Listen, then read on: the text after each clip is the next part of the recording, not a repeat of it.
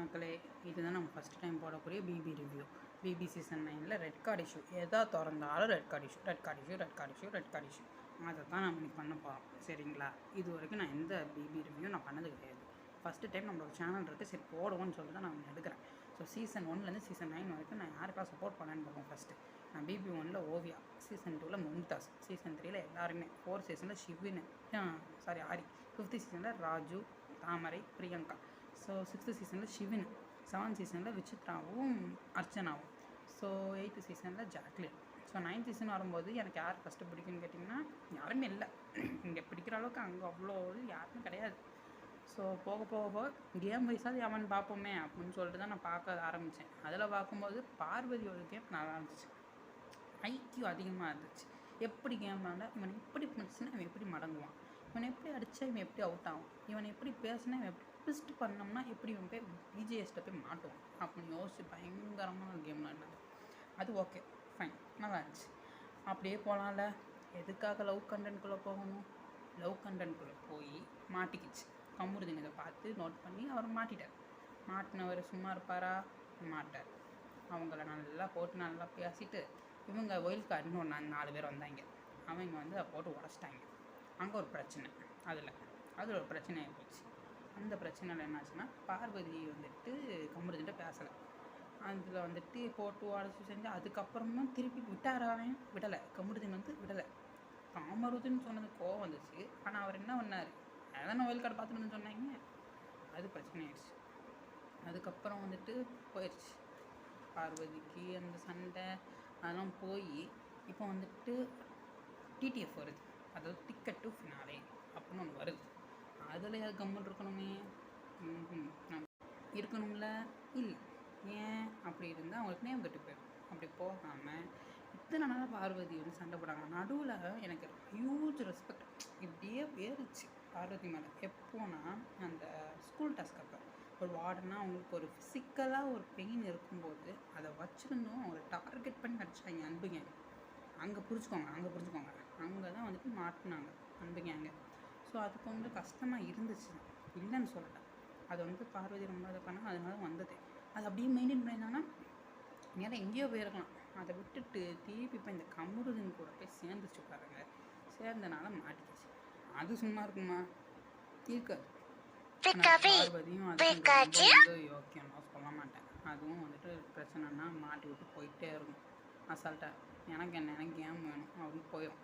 ஆனால் டிடிஎஃப் அப்போ வரும்போது இவங்க 2 பேரும் சண்டையில் இருந்தாங்க. ஆனால் சாண்ட்ரா தான் வந்து அந்த பிள்ளை தான், அந்த அம்மா தான் வந்துட்டு உதவி பண்ணாங்க, சொன்னாங்க, எல்லாம் பேசினாங்க, ஏற்றி விடுற மாதிரி இருந்தாலும் அதான் உண்மைகள் மட்டும்தான் அங்கே ஒழிக்கப்பட்டது.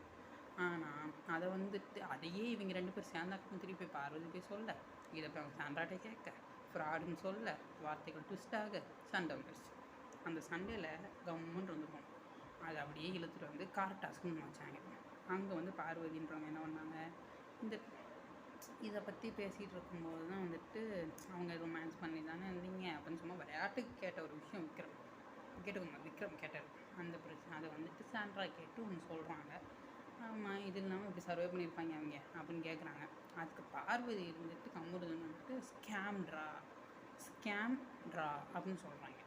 அந்த வார்த்தை வந்து ட்ரிகர் ஆகிடுது அம்மாவுக்கு. ஆனால் அவங்க சொன்ன வார்த்தை இவங்களுக்கு ட்ரிகர் ஆகக்கூடாது, ஆனால் ட்ரிகர் ஆகிடுச்சு. இவங்க பண்ண வார்த்தை அவங்களுக்கு ட்ரிகர் ஆகிடுச்சு. ஸோ ட்ரிகர் ஆனால தான் 2 பேருக்கும் தப்பு இருக்குது தான், இல்லைன்னு சொல்லக்கூடாது. இருக்குது தப்புன்றது 2 பக்கமுமே இருக்குது. அப்படி பார்த்தோம்னா 2 ட்ரிகருன்ற ஒன்று ஆகி தொலைஞ்சிருச்சு. அதுக்கப்புறமா என்னாச்சு, சண்டை ஓட்டு நாராச வார்த்தை விட்டாங்க. விட்டு அது பெரிய பிரச்சனையாகி போயிட்டு இருந்துச்சு. கமுருதன் பயங்கரம் பேசுனா, நான் பார்வதி ஒரு வார்த்தை பேசுகிறேன், இப்படியே ஃபிங்கர் ஆன் யுவர் லிப்ஸ் அப்படின்னு இருந்துச்சு. அப்படியே இருந்திருந்தா போயிருக்கோம்ல. அதை விட்டுட்டு என்னத்துக்கு நீ அவனை தொடர்ந்து தள்ளி விட்ட? அதுதான் நான் கேட்குறேன். எதுக்கு தள்ளி விட்ட? அஸ் அ பாரு சப்போர்ட்டராக நான் சொல்ல மாட்டேன், ஒரு ஃபேனாக கேமுக்கு அப்படி இருந்தேன்னா இன்றைக்கி நான் கேள்வி கேட்குறவன, ஏன்னா நான் ஃபேனாக இருந்திருக்கேன். அப்போ தான் நான் கேட்பேன், ஏன்னா நான் உன்னோட ஃபேனாக இருந்திருக்கேன். இப்போ சொல்லு, எதுக்காக தள்ளி விட்ட? நீ பெரிய ஐக்கியூ ஓஜி கேமர் பாரு, காட் ஆஃப் பிபி அப்படின்னு சொன்னாங்களே, அப்போ உனக்கு தெரியாத இது பண்ணது நடக்குங்க? சொல்லு, ஏன் பண்ண? அது எனக்கே ஒரு கேள்விக்குறியாகவே இருக்குது, பெரிய கொஸ்டின் மார்க். ஏன் அப்படின்னு ஒரு கேள்விக்குறி வருது. நான் ரொம்ப நாள் ரிவ்யூ பண்ணு தான் நினச்சேன். சரி ஓகே கொஞ்ச நாள் விட்டு பிடிப்போம் அப்படின்னு நினச்சி தான் வச்சுருந்தேன். பட் நீ ரொம்ப பேசிட்ட, அதனால தான் இப்போது வரேன். இப்போ வந்துட்டு உனக்காக வரேன். வந்துட்டு என்னன்னா, சாண்ட்ரா விஷயத்தில் ஃபிக்ஸ் வந்துருச்சு. அது உன் மேலே தப்பு, நான் ஒத்துக்கிறேன். தப்பு உன் மேலே தப்பு, நீ தப்பு பண்ணிட்டு லெட்டர் கொடுத்துறீங்க, fine, good, Vijay is respect. ஆனால் ஏன் சபரி கொடுக்கல? கண்ணில் ஒரு பொண்ணு அந்த மீறி மிதிச்சு தப்புன்னு தள்ளி விட்டியே, நான் வேணும்னே பண்ணிடுறேன்னு.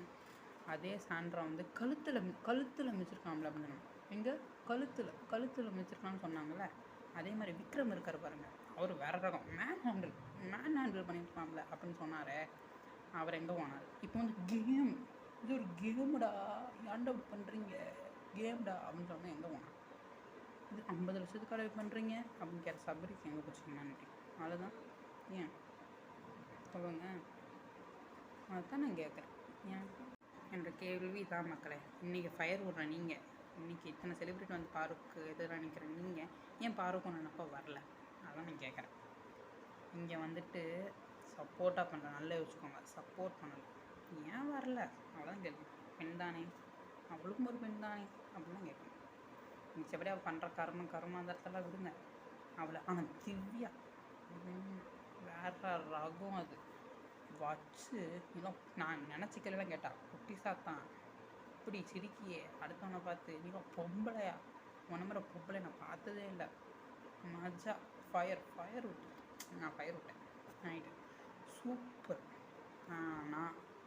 நான் திவ்யா ஹியூஜ் ரெஸ்பெக்ட். திவ்யா வந்து பேசலாம், திவ்யா வந்து எவ்வளோ நாளும் கேட்கலாம், அசிங்க பச்சை அடி, நான் அந்த அடி கூட அடிக்கலாம். ஆனால் விக்ரமும் சாப்பிட பேசலாம். அன்றைக்கி சிரிச்சாங்க, பேசக்கூடாது. கரெக்டாக யோசிச்சுக்கோங்க. Let's do. ஃபைனல்ஸ் வந்துருச்சு.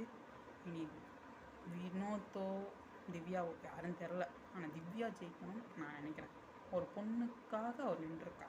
பார்வதிக்கு ஒன்றுன்றப்பையும் அவர் ரம்யாவுக்கு ஒன்றுன்றப்பையும் நின்னாங்களே, யோசிச்சுருப்பாரு, நின்னாங்களே. உடனே திவ்யாவோட பிஆர் அப்படிங்க. எனக்கு திவ்யாவை பிடிக்கவே பிடிக்காது.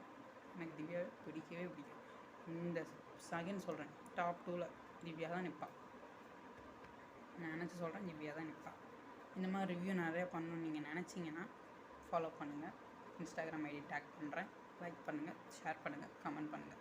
இன்னும் நிறைய கொடுத்துட்டே